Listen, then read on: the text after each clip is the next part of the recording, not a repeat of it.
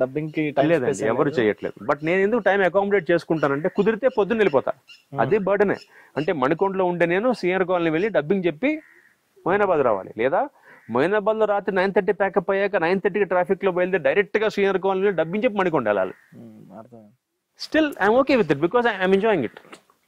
అంటే మీకు అర్థమవుతుంది, బాటం లేను ఒక సాటిస్ఫాక్షన్ లోపల ఉంటుంది చేయాలండి. అంతేగా. ఇప్పుడు మీరు అదర్ అంటే వేరే డబ్బింగ్ చెప్పడం అంటే సినిమాస్ కి ఏమైనా డబ్బింగ్ చెప్పడం? చెప్పానండి, చాలా మంది హీరోస్ కి డబ్బింగ్ చెప్పాను, ట్రాక్స్ చెప్తుంటాను ఇప్పటికి. ఏమైనా తెలుసుకోవచ్చు అంటే ట్రాక్స్ కాకుండా మీవి రిలీజ్ అయినవి? నేను రిలీజ్ చేసిన శర్వానంద్ గారికి వీధి అనే సినిమా వచ్చింది, వీధి ఉషా కిరణ్ వాళ్ళది వీధి, నాది వాయిస్ శర్వా గారికి. అలాగే రోహిత్ గారికి నేను సీత మహాలక్ష్మి, పాత హీరో రోహిత్ గారు ఆయనకి.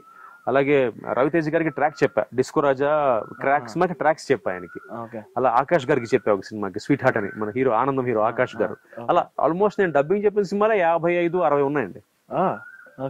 మీ డబ్బింగ్ అని నాకు తెలియదు, ఈ సెక్టర్ డబ్బింగ్ చెప్తుంటా, ఇప్పటికీ చెప్తుంటా. ఇప్పుడు లేటెస్ట్ అంటే మీకు లాస్ట్ మంత్ 26వ తారీఖు సినిమా రిలీజ్ అయింది, డెడ్పూల్ 2. అందులో ఒక హీరోకి చెప్పా, గ్యాంబిట్ నాదే వాయిస్. అయ్యో సూపర్, అది చాలా ఫేమస్ అసలు. గ్యాంబిట్ ఒక్క డైలాగ్ ఏమైనా గుర్తుందా మీకు? అంటే తెలుగు డైలాగ్స్ కొంచెం అంటే ఆ డైలాగ్స్ కొంచెం డబుల్ మీనింగ్ ఉంటుంది, చెప్పట్లేదు. I can understand. బట్ ఒక 1 వీక్ 10 days నుంచి ఊగిపోతుంది సోషల్ మీడియా డెడ్పూల్. మీరు నాకు తెలిసి రమేష్ గారు చెప్పుంటారా ఇద్దరేనా? రమేష్ గారు చెప్పారు, నేను ఇంకొక ఆయన అంటే మన వాసు, మన చెన్నై వాసు గారు ఆయన చెప్పారు. అంటే మేము అందరం చెప్పాం. ఆ కోడికత్తి బాగా ఫేమస్ అన్న డైలాగ్స్ కూడా. అంటే ఎలా ఉంటాయంటే, మా అమ్మ నన్ను ఆవేశపడితే నేను పుట్టాను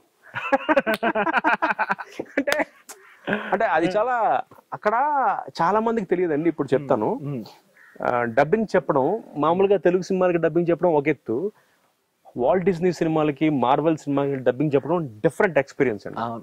చాలా ఎంజాయ్ చేస్తారు కామెడీ. అది కాదు పాయింట్. డబ్బింగ్ థియేటర్కి వెళ్తాం కదా, మీకు వాళ్ళు ఏం చూపించరు, లిప్ వరకే ఉంటది. అవును అవును. అంటే వాళ్ళు ఎంత ఇదిగా ఉంటారంటే వెరీ కాన్షియస్ అన్నమాట. అంటే ఎక్కడ లీక్ అయిపోద్దు, లీక్ అవ్వకూడదు అని వాళ్ళు ఏం ఇవ్వరు మనకి. మొత్తం బ్లర్ అండి స్క్రీన్ మొత్తం. కాపీరైట్ అని రాసి ఉంటుంది దాని మీద. అడ్డంగా లైన్స్ ఉంటాయి, మొత్తం బార్లు ఉంటాయి. ఏ క్యారెక్టర్ డబ్బింగ్ చెప్తున్నారో ఆ క్యారెక్టర్ లిప్ దాకే మీకు ఓపెన్ ఉంటుంది. అంటే మీరు ఫీల్ అవ్వాలి, ఆ సిచ్యువేషన్ ఫీల్ అయ్యి చెప్పాలి. స్క్రిప్ట్ ఉంటుంది తెలుగులో, సో ఫీల్ అయ్యి చెప్తే ఎంత కష్టం అండి. ఇప్పుడు మామూలుగా చూసి చెప్పడమే కష్టం ఇంకో బాడీ లాంగ్వేజ్ కి, అలాంటిది మనం ఆ లిప్ చూసి ఫీల్ అయ్యి చెప్పాలి. అందరూ అలాగే చేయాలి. సో అది చెప్పేసిన తర్వాత ఫైనల్ గా వాళ్ళు చూసుకుంటారు కదా, అప్పుడు కరెక్షన్ కి ఇస్తారు మనకి, కరెక్షన్ కే చూపిస్తారు ఫుల్ ఫిగర్. అంత కష్టం అంటే ఎస్పెషల్లీ హాలీవుడ్ మూవీస్ అండి. అర్థమైంది. అండ్ మీరు అన్నట్టు స్పెషల్ గా మార్వెల్ సినిమాకి కానీ లేదంటే డీసీ సినిమాస్ కానీ వాళ్ళ కామెడీ గురించి వెళ్తారు. ఎందుకంటే ఇంగ్లీష్ లో కామెడీకి పక్కన పెడితే నేటివిటీకి మనం మార్చుకుంటాం కదా. లైక్ కొన్ని మన సినిమా హీరోల్ని ఇంజెక్ట్ చేస్తారు. మన పర్సనల్ నేను ఇప్పుడు డెడ్పూల్ లేటెస్ట్ చెప్పాను, నేను చెప్పింది గ్యాంబిట్ అనే క్యారెక్టర్ కి చెప్పాను. అందులో ఇటర్నల్స్ అని ఒక సినిమా వచ్చింది, దాంట్లో ఒక హీరోకి చెప్పాను, మెయిన్ హీరోకి. 5గురిలో ఒక హీరో, 4గురిలో ఒక హీరో ఆయన. అలాగంటే ఇది ఒక డిఫరెంట్ ఎక్స్పీరియన్స్. ఎందుకంటే అవి చెప్తున్నప్పుడు ఫస్ట్ టైం ఇటర్నల్స్ కన్నా ముందు ఒక సినిమా చెప్పినప్పుడు నాకు కొత్త ఎక్స్పీరియన్స్ ఇది.